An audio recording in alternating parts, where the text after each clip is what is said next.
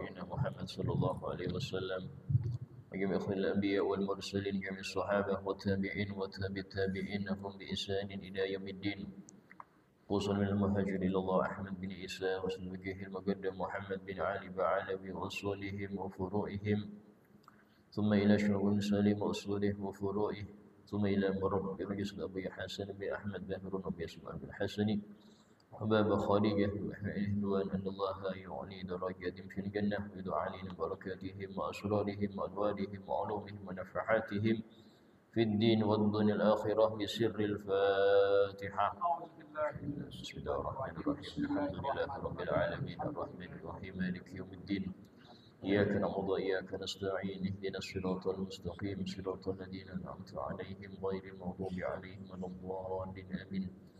السلام عليكم ورحمة الله وبركاته. Waalaikumsalam warahmatullahi wabarakatuh. بسم الله الرحمن الرحيم الحمد لله رب العالمين وبه نستعين على أمور الدنيا والدين أشهد أن لا إله إلا الله وحده لا شريك له وأشهد أن سيدنا محمدا عبده ورسوله لا نبي بعده اللهم صل وسلم وبارك وكرم وعظم ومجد على حبيبنا وشفينا وقرة أعيننا محمد وعلى آله وصحبه أجمعين سبحانك لا علم لنا إلا ما علمتنا إنك أنت العليم الحكيم رب اشرح لي صدري ويسر لي أمري واحلل عقدة من لساني يفقهوا قولي بجاه النبي وآله. وما الدليل على أن المعاد جسماني?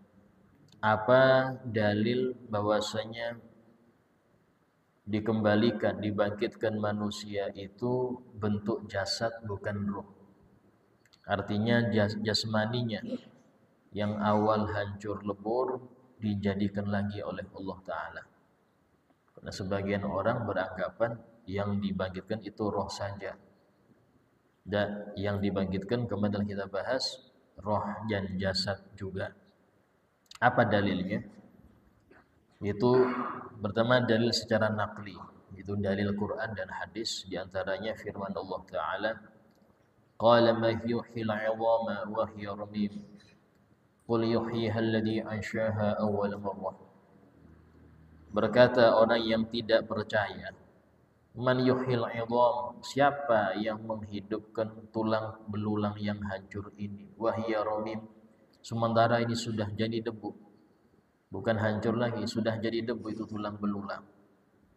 Qul, katakan ya Muhammad, yuhyiha alladhi ansha'aha awwal marrah. Yang akan menghidupkannya kembali adalah zat yang menciptakannya pertama kali. Ini dalil bahwasanya kebangkitan kita dari kubur itu dengan jasad-jasadnya juga, bukan hanya rohnya. Dengan dalil surah tadi, surah Yasin ya. Dan dalam ayat yang lain Allah Ta'ala berfirman, ayahsabul insanu allan najma' idhamah.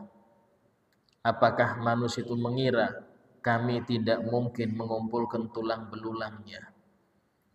Bala, sungguh kami akan kumpulkan itu. Qadirina ala an nusawwiya banana. Kami maha kuasa, kata Allah, untuk mengatur kembali banana, yaitu organ-organnya kami susun lagi, kami kuasa.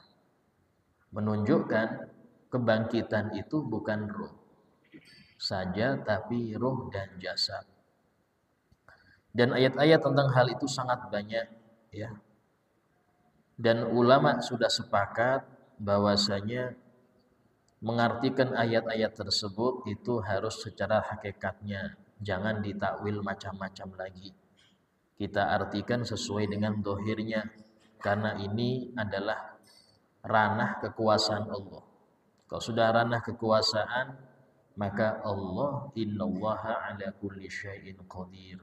Sesungguhnya Allah itu maha kuasa atas segala sesuatu. Termasuk sesuatu itu ya dikembalikan, sesuatu yang hancur lebur kembali utuh. Sebagaimana Allah maha kuasa menciptakan sesuatu yang enggak ada jadi ada, maka lebih mudah lagi mengembalikan barang yang rusak.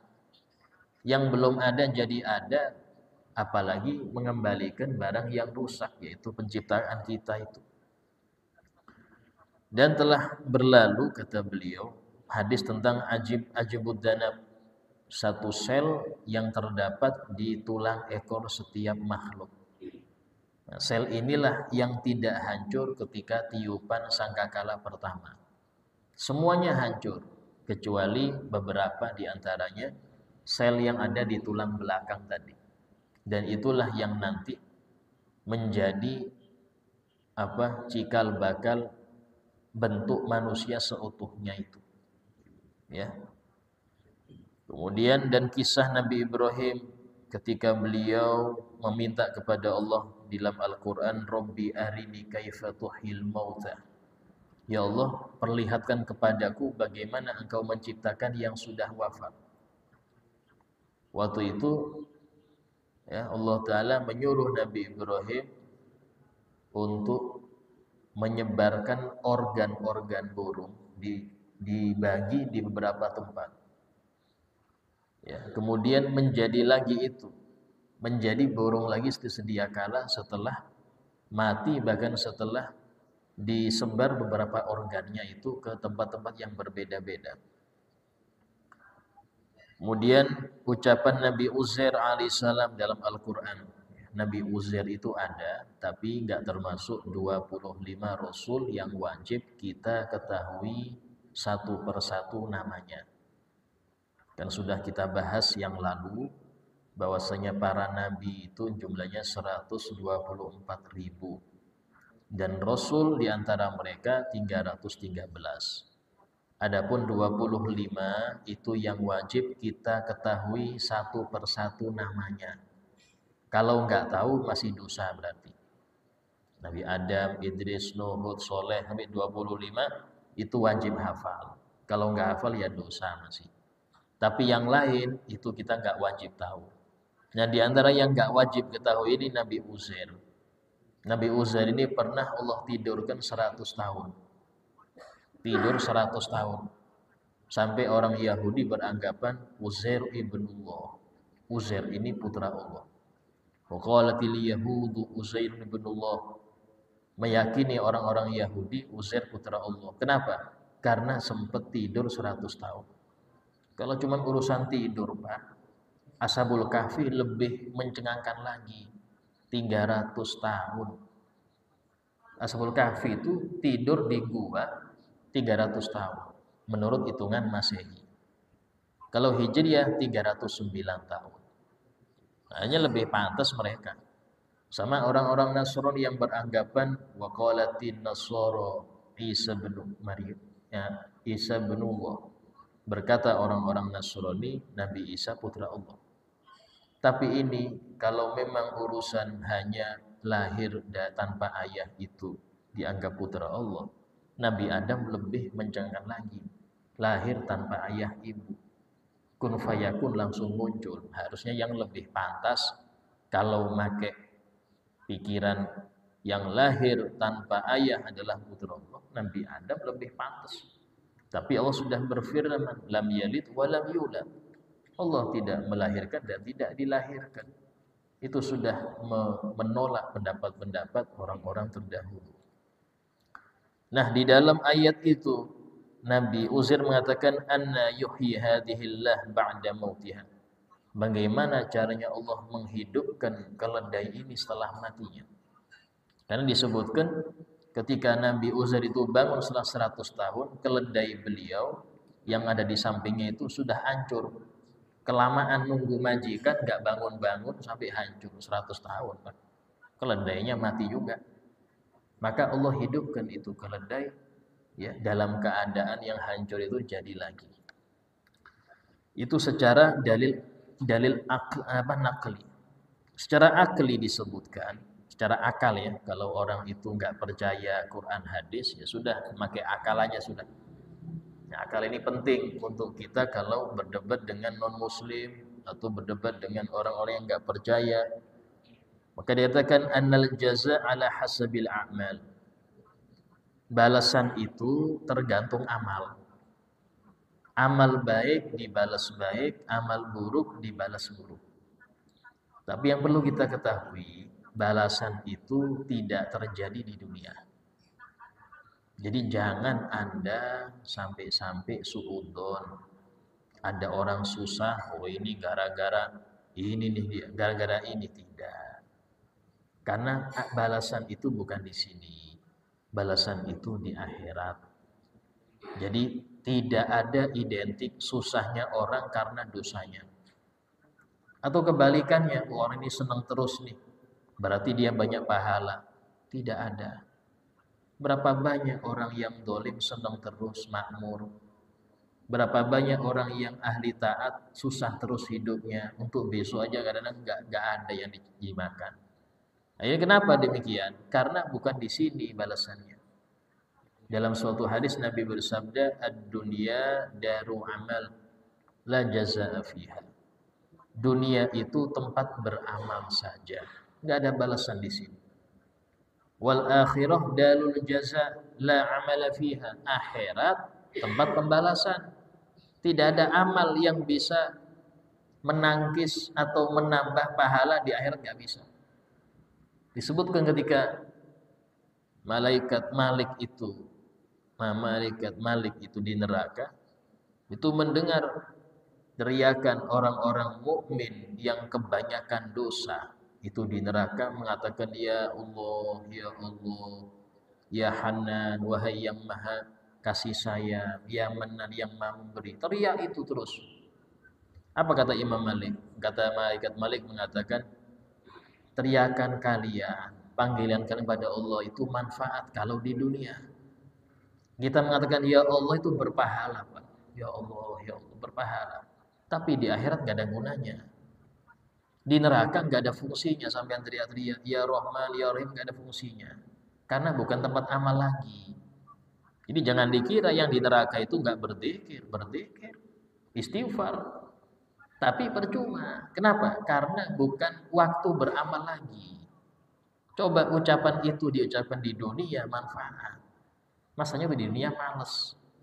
Di dunia malas dia bilang ya Rob, ya Rob. Ya malas doa dia. Ya, sehingga percuma juga amal di akhirat gak ada gunanya. Tapi beramallah di dunia yang memang di sini tempat amal. Dikatakan dan amal itu bersambung langsung dengan jasad dan roh. Orang itu dianggap beramal bukan rohnya saja tapi jasadnya. Ini menolak pendapat sebagian orang, gak perlu sholat, yang penting ingat Allah. Nah, ini repot. Ini berarti apa? Dia anggap ibadah cuma roh saja. Jasad gak perlu gerak, yang penting roh ibadah. Oh ya, gak dapat Pak siksaan yang ada. Karena kewajiban itu bukan roh yang kerja, roh dan jasad sekaligus. Karena itulah mengapa roh perlu jasad, karena yang beramal jasad. Yang puasa, yang baca Quran, yang zikir, yang membantu orang itu jasad. Kalau jasad gak kerja, cuman roh yang gak ada gunanya. Karena itulah mumpung masih hidup, roh masih di jasad, ayo banyak amal. Kalau sudah roh berpisah dari jasad, percuma, gak ada bisa amal lagi. Walaupun roh itu zikir terus, jasad gak ada faedahnya, sudah meninggal. Dari sini ketika yang melakukan perbuatan, mau itu buruk atau baik, itu dua, jasad dan roh. Maka secara akal, yang dapat nikmat juga harus jasad dan roh, bukan roh saja. Secara akal, karena yang mengamalkan jasad roh. Ketika yang bermaksiat, yang berzina, jasad dan roh juga. Yang minum khamr, jasad dan roh juga. Yang minum main judi, jasad dan roh juga. Maka yang disiksa ya dua-duanya. Nggak adil kalau cuma roh. Dari sini jasad secara akal itu juga dikembalikan. Karena dia juga akan mendapat pembalasan. Kalau baik, dia juga kena kebaikan. Kalau buruk, dia juga kena siksaan. Ya, itu secara akal seperti itu.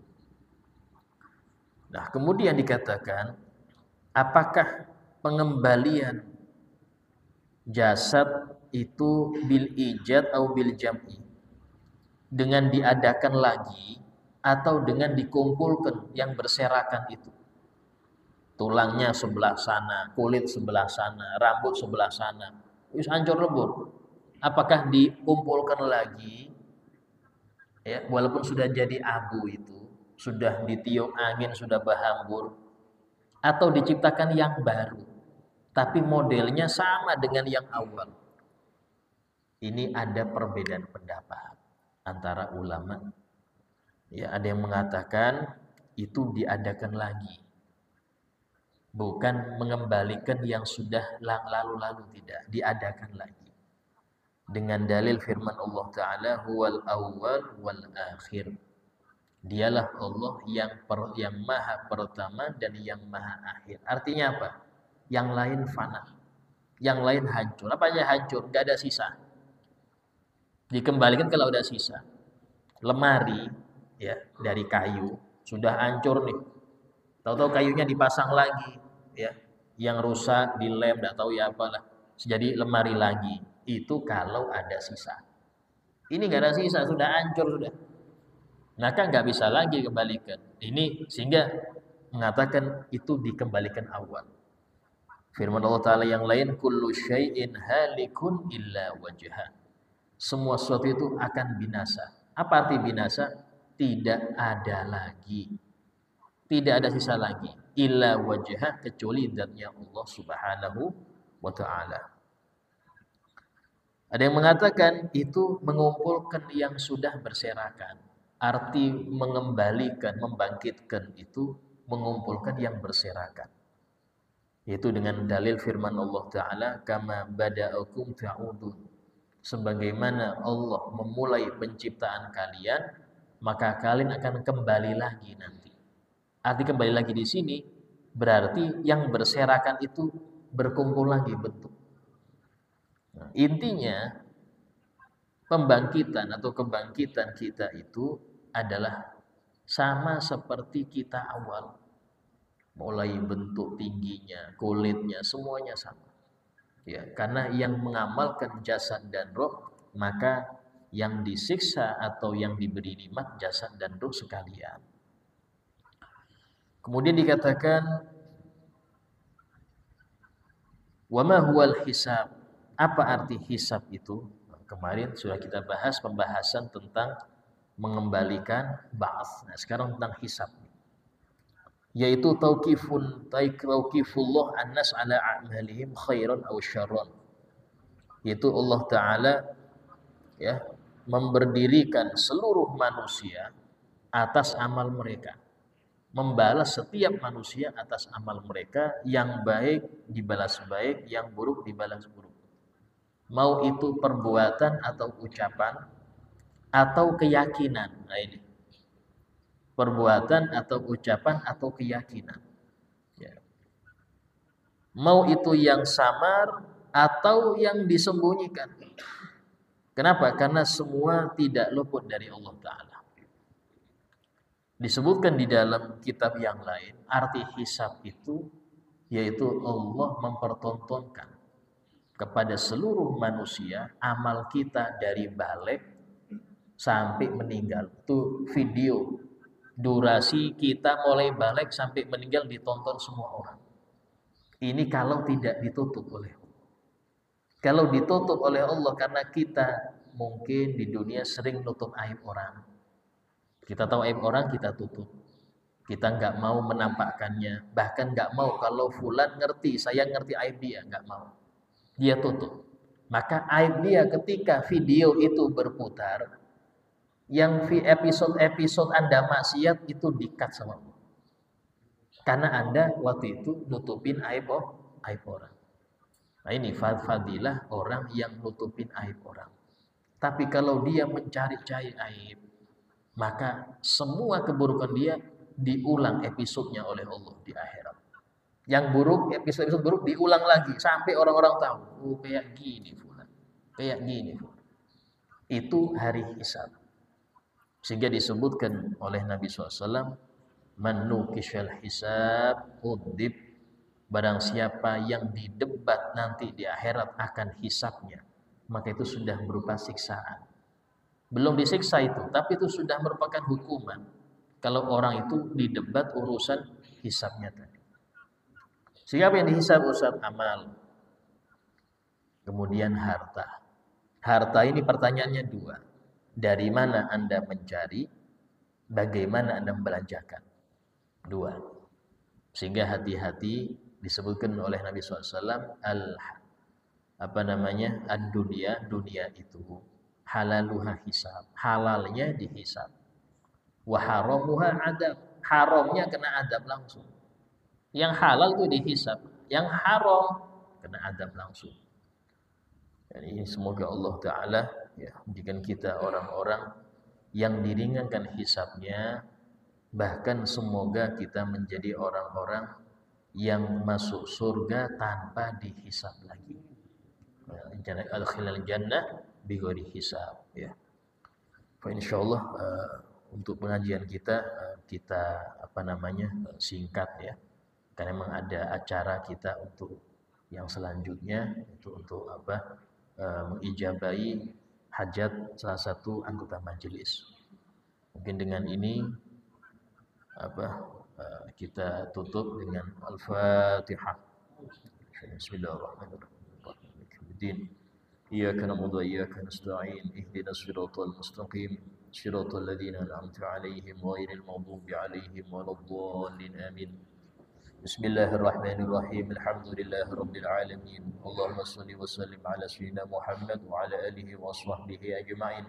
ربنا انفعنا بما علمتنا ربي علمنا الذي ينفعنا ربي فقهنا وفقه أهلنا وقراباتنا في ديننا ربي وفقنا وفقهم لما ترتضي قولا وفعلا كرما وارزق الكل حلالا دائما وأخل أنجياء لما نهضى بالخير نكفى كل شر ربنا واصلح لنا كل شؤون وقر بالرضا منك العيون وقضي عنا ربنا كل الديون قبل أن تأتينا رسل المنون ربنا آتنا في الدنيا حسنة وفي الآخرة حسنة وقنا عذاب النار وصلى الله على سيدنا محمد وسلم والحمد لله رب العالمين.